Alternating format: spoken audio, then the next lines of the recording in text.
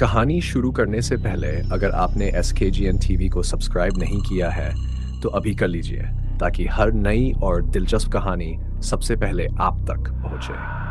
गांव चांदपुर के किनारे एक पुरानी मिट्टी की झोपड़ी में गफूर अपनी माँ, बूढ़े पिता, पत्नी जरीना और 5 साल के बेटे समीर के साथ रहता था। एसएफकेजीएन टीवी आपको यह कहानी सुनाने जा रहा है जिसमें एक साधारण किसान की सच्ची नीयत ने पूरे गांव की किस्मत बदल दी। गफूर का बचपन भी गरीबी में गुजरा था। उसके पिता रहमान अली अब बूढ़े और बीमार थे, हाथ पांव में दर्द के कारण खेत का काम नहीं कर पाते थे। माँ फरीदा बीबी की आंखें कमजोर हो चुकी थी, लेकिन फिर भी वो रोज सुबह घर के आंगन में चूल्हा जलाती। पत्नी जरीना सिलाई बुनाई करके थोड़ा बहुत कमाती, लेकिन घर का खर्च फिर भी मुश्किल से चलता।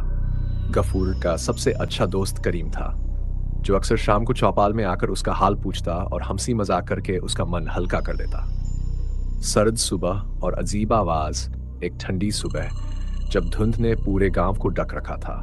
मुर्गे की बांग और मस्जिद की अजान के बीच गफूर अपने पुराने पीतल के मग के साथ कुएं पर पानी भरने जा रहा था। जरीना ने जाते जाते कहा, जरा जल्दी आना, समीर को बुखार है। गफूर ने सिर हिलाया और चल पड़ा। गांव के किनारे पुराने बरगद के पेड़ के पास से गुजरते हुए उसे हल्की सी गुनगुनाहट सुनाई दी। वो आवाज अजीब थी, जैसे कोई बहुत गहरे में से बुला रहा हो। जिज्ञासा में वो आगे बढ़ा और देखा कि जमीन में एक मोटी काली जंजीर गड़ी है। उसने पैर से हल्की ठोकर मारी और तभी धुंध के अंदर से एक विशाल साया निकल आया।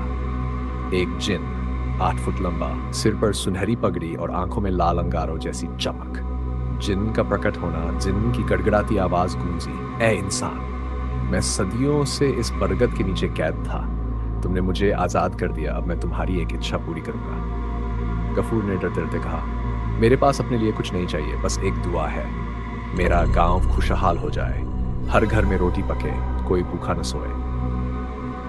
जिन ने हैरानी से कहा, तुम अपने लिए कुछ क्यों नहीं मांगते? तुम्हारे कपड़े फटे हैं, घर टूटा है, परिवार मुश्किल में है। गफूर मुस्कुराया, अगर गांव सुखी होगा तो मेरा घर भी सुखी होगा। अगर सबके चूल्हे जलेंगे तो मेरे परिवार के लिए भी रोटी पकेगी। जिन कुछ पल सोचकर बोला, ये ताकत मेरे पास नहीं, इसके लिए तुम्हें पहाड़ों के पार रहने वाले पीर बाबा के पास जाना होगा, मैं तुम्हें वहां पहुंचा सकता हूँ। परिवार और दोस्त को बताना गफूर घर लौटा और माँ, पिता, जरीना और करीम को सारी बात बताई। मां डर गई, बेटा जिन के साथ जाना सही होगा, लोग कहते हैं वो धोखा भी देते हैं। पिता ने गंभीर स्वर में कहा, अगर तेरी नीयत साफ है तो कोई नुकसान नहीं होगा। जा बेटा, शायद ये अल्लाह का इशारा है। जरीना ने समीर को गोद में उठाया और बोली, जाओ लेकिन जल्दी लौट आना, तुम्हारे बिना ये घर सूना लगता है। करीम ने हंसते हुए कहा, अगर सच में जिन तुझे ले जाए तो वापस आकर हमें भी कहानी सुनाना, और अगर खजाना मिला तो आधा मेरा।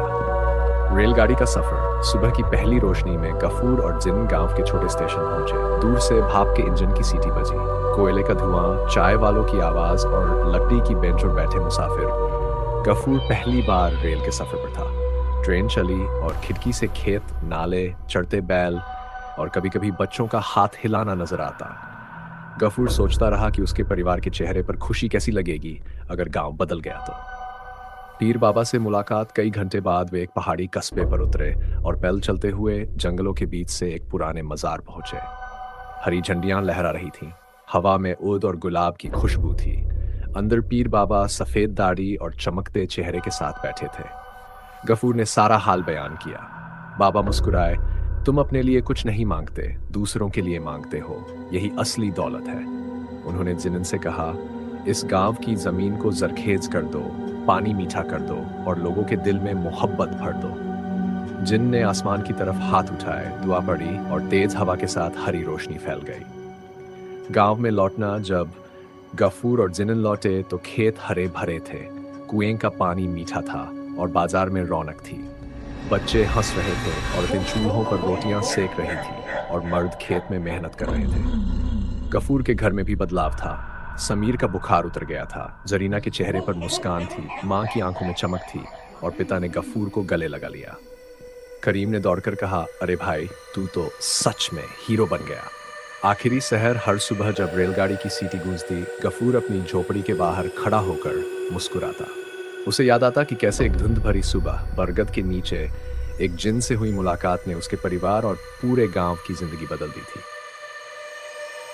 और दोस्तों, ये थी आज की कहानी एसएफ के जी एन टीवी। अगर आपको ये कहानी पसंद आई हो तो एसएफ के जी एन टीवी को सब्सक्राइब करना न भूलें, क्योंकि आगे भी ऐसी कई दिल को छू लेने वाली कहानियां आपका इंतजार कर रही हैं।